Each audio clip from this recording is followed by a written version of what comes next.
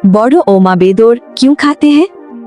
आखिर ऐसा क्या है इस जानवर में, ये असम के बोडो लोगों के लिए इतना जरूरी क्यों है कि एक बोडो जीवन को इसके बिना अधूरा माना जाता है? तो चलिए इस सवाल की गहराई में उतरते हैं। देखिए, ओमा बेदोर ये पोक के लिए बोडो शब्द है, लेकिन ये सिर्फ एक डिश या एक भोजन नहीं है, ये उससे कहीं ज्यादा है।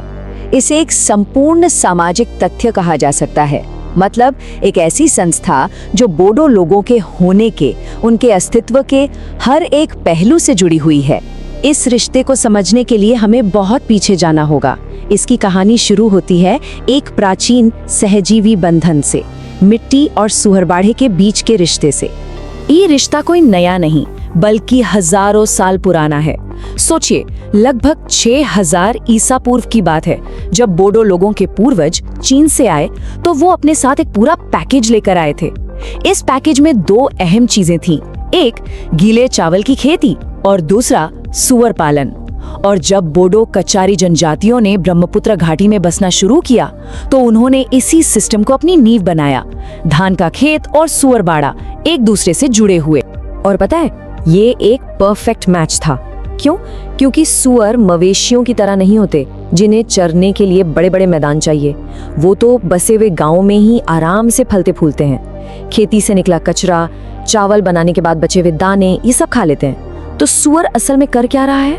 वो कम कीमत वाले जैविक कचरे को कीमती मांस, खाद और यहाँ तक कि धन में बदल रहा है। मतलब बोडो किसान और सुअर के बीच एक जबरदस्त पार्टनरशिप बन जाती। लेकिन बात सिर्फ फायदे की नहीं है। जो सबसे गहरा कारण है वो जुड़ा है देवताओं के आदेश से। ये एक धार्मिक जरूरत है। अगर हमें बोडो आहार को सच में समझना है तो पहले हमें बोडो धर्म को समझना होगा। उनके अपने स्वदेशी धर्म को बथौइज्म कहते हैं। बथौइज्म का जो पूर्ण दर्शन है वो 5 मौलिक चीजों पर टिका है। हा यानी पृथ्वी, द्वि यानी जल, बार यानी वायु, ओर यानी अग्नि और ओगरिंग यानी आकाश। और मान्यता ये है कि इन सभी तत्वों में संतुलन बनाए रखना बेहद जरूरी है। और ये संतुलन कैसे बनता है? देवताओं को प्रसन्न करके। यहाँ एक बहुत जरूरी बात समझनी होगी। बथुइज्म में देवता सिर्फ नैतिक संरक्षक नहीं है, उन्हें भी भरण पोषण की यानी सस्टेनेंस की जरूरत होती है। मतलब ये एक लेन देन का रिश्ता है। इसका मतलब है कि देवताओं को भेंट चढ़ाई जाती हैं। ये 2 तरह की होती हैं। एक तरफ है ठंडी भेंट, जैसे फल, फूल, पानी, जो आमतौर पे श्रद्धा दिखाने के लिए होती हैं। लेकिन जब बात शक्तिशाली सुरक्षा, पापों के प्रायश्चित या किसी बड़े वरदान की हो तो फिर चाहिए गरम भेंट, यानी रक्त, जिसे थिवी कहते हैं, और मांस। और सभी जानवरों में सुअर को सबसे शक्तिशाली बलि का पशु माना जाता है। खास तौर पर जो सबसे जरूरी त्योहार है खेराई, उस दौरान एक सुअर की बलि दी जाती है और फिर उसके मांस को पूरा समुदाय एक दिव्य प्रसाद के रूप में खाता है। ये सिर्फ एक दावत नहीं, बल्कि देवताओं के साथ एक पवित्र जुड़ाव है। तो अब ये जो धार्मिक जरूरत है, यही असल में सामाजिक अनुबंधों पर मुहर लगाने का काम करती है। ये किसी भी व्यक्ति के जीवन के सबसे अहम पलों को एक आकार देती है। जैसे कि विवाह, जिसे हाथासुनी कहते हैं। इसमें दूल्हे के परिवार को दुल्हन के परिवार को तोहफे में देना होता है। ये सिर्फ एक तोहफा नहीं है, ये सम्मान दिखाने का तरीका है और ये भी साबित करता है कि दूल्हे का परिवार आर्थिक रूप से सक्षम है। इसी तरह मृत्यु के समय, जिसे दाह कहते हैं, शोक का समय खत्म करने के लिए एक भोज होता है, जिसके लिए सुअर काटा जाता है। सुअर का आकार कितना बड़ा है यह मृतक की प्रतिष्ठा को दिखाता है और पूरे समुदाय की संतुष्टि का प्रतीक होता है।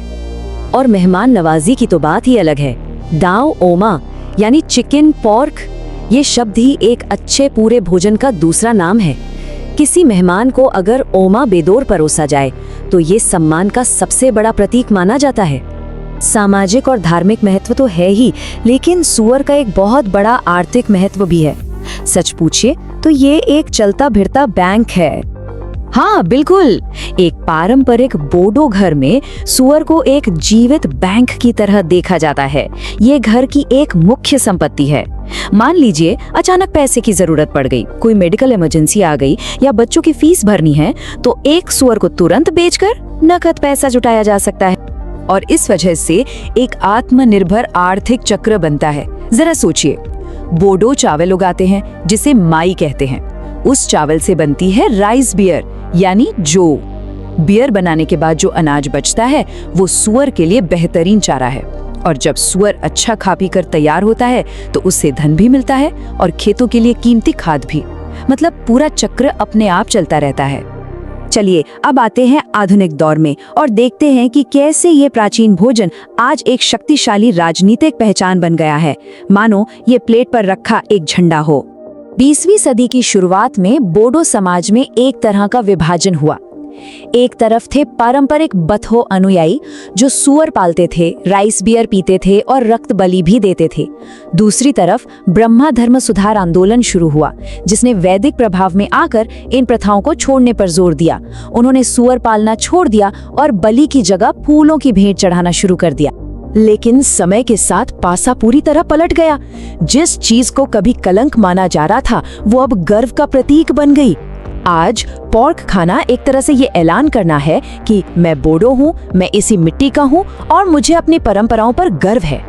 तो जो चीज कभी बाहरी लोगों द्वारा एक कलंक की तरह इस्तेमाल की जाती थी, उसे पूरी तरह से उलट दिया गया है।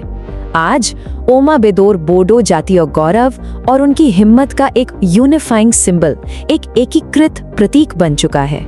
तो आइए इन सभी पहलुओं को एक साथ जोड़कर देखते हैं। ऐतिहासिक रूप से सुअर चावल की खेती में एक पार्टनर है। धार्मिक रूप से वो देवताओं को दी जाने वाली सबसे पवित्र भेंट है। सामाजिक रूप से वो विवाह, मृत्यु और मेहमान नवाजी को पक्का करने वाली एक मुद्रा है। आर्थिक रूप से वो एक चलता फिरता बैंक है जो सुरक्षा देता है। और राजनीतिक रूप से वो सांस्कृतिक पहचान और प्रतिरोध का एक आधुनिक झंडा है। यह पूरी कहानी हमें एक आखिरी सवाल पे लाके छोड़ देती है। हमारी अपनी दुनिया में ऐसा कौन सा भोजन है जो सिर्फ एक भोजन से कहीं ज्यादा मायने रखता है?